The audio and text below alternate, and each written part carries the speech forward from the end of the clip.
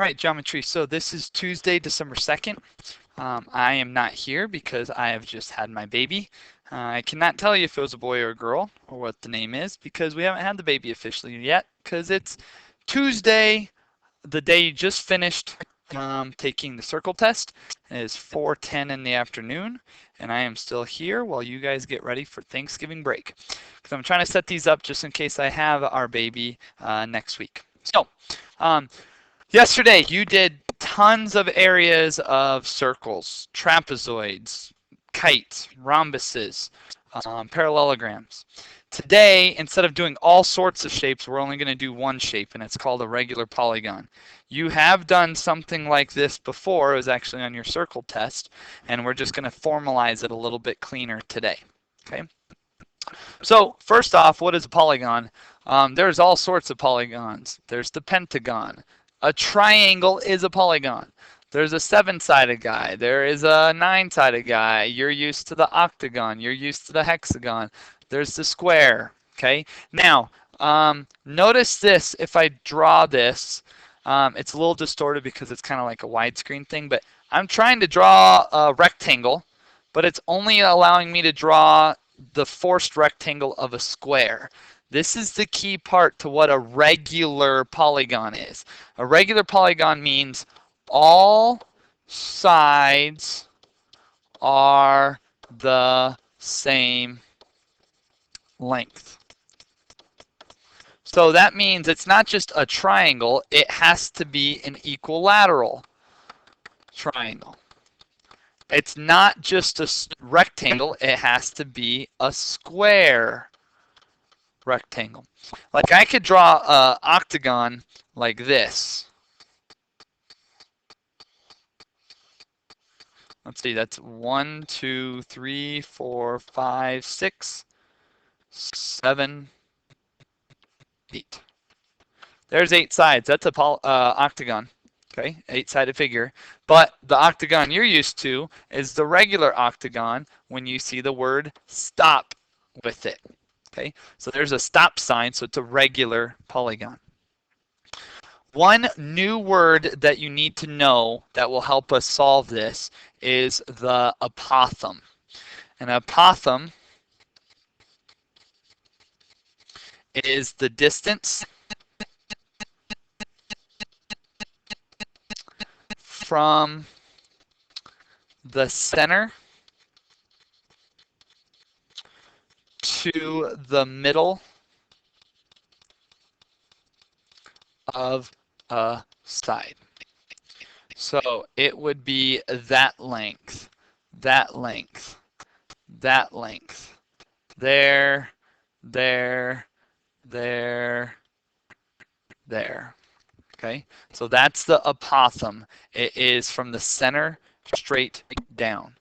Okay, that's a new word for you, and you're going to start seeing that used today.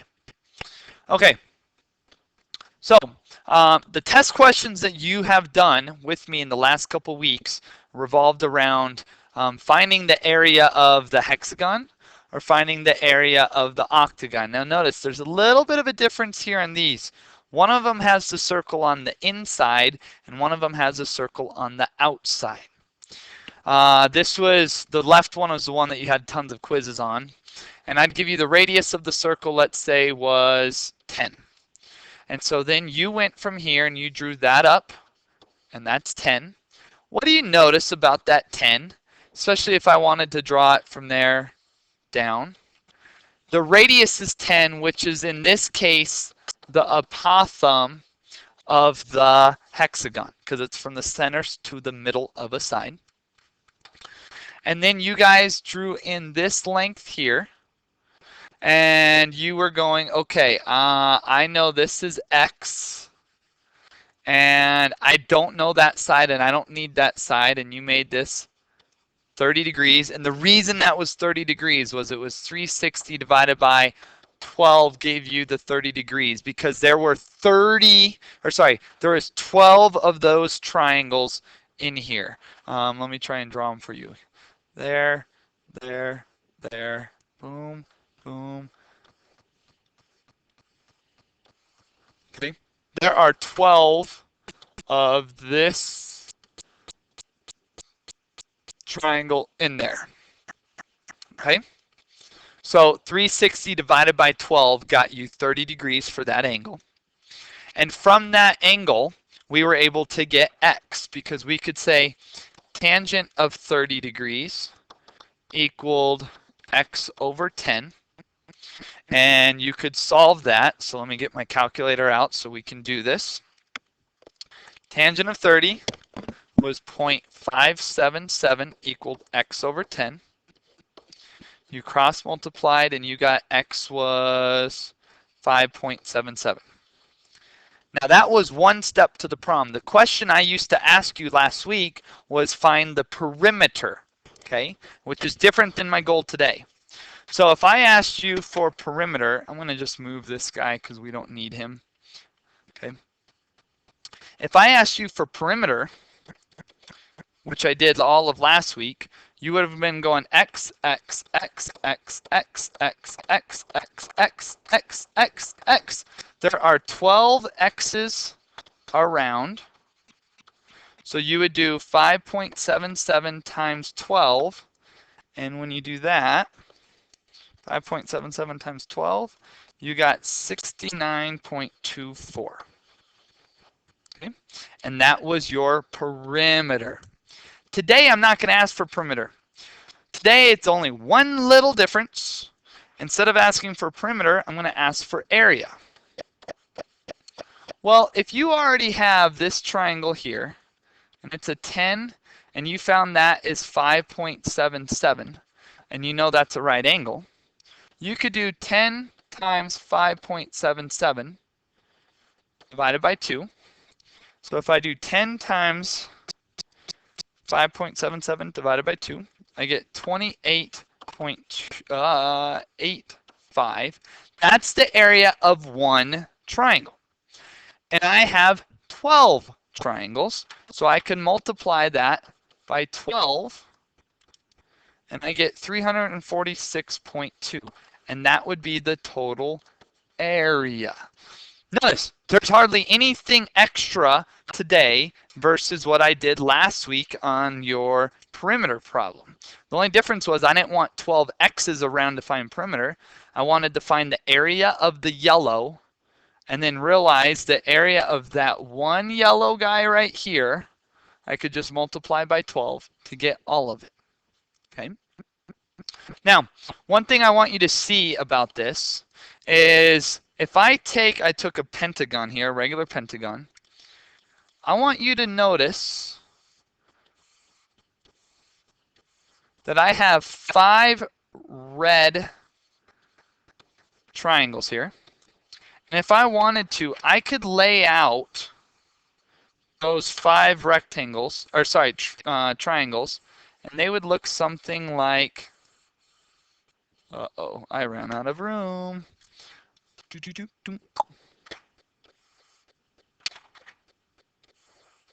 That, okay? And what you're really doing is if I draw in this new word that I taught you today, that's called the apothem. That apothem is right here. That apothem is also right there. If you're going, wait, which one is that? That might be this one over here. This guy could be the one here. This guy could be the one here. And one more there. Okay? Now, the whole idea is this.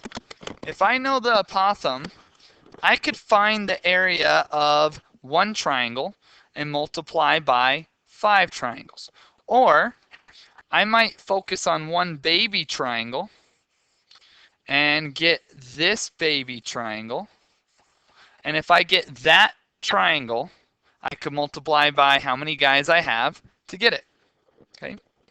So I could do one red triangle and times by 5, or I could do 10 of the blue triangles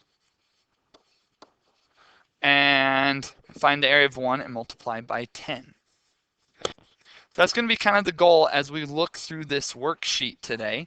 And then I'm going to teach you a shortcut to it. Okay? So on your worksheet, let's look at number 1. This one is a pentagon, so we're going to kind of look through it together. My first thing is it says draw a right triangle. Okay, so my goal is this. I'm going to draw in those red guys, but none of those are right triangles. So now I'm going to draw in straight down that right triangle. Okay. Now I'm going to draw that one a little bit bigger. I'm going to put it right there. If I give you one side is 8, you should know another side. You should know, since it's a regular polygon, that that's 8, that's 8, all of that's 8, all of that's 8. So what would be the blue side? What would be the short, small blue side on the bottom? Well, if the whole thing's 8, that would get broken up into 2 separate 4s. So there's a 4 there. Okay. Next thing, let me ask you. I have 5 red triangles. I have 10 blue triangles. So if I have 10 blue triangles around, I really want to know what that top angle of the triangle is. So to get that, you could do 360 divided by 10, and I get 36. I now know that that top angle is 36 degrees. And what I want you to solve for is the apothem.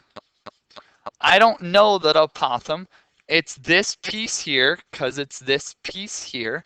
I want to know that apothem. Okay, and you can do that with trig, just like we've done before.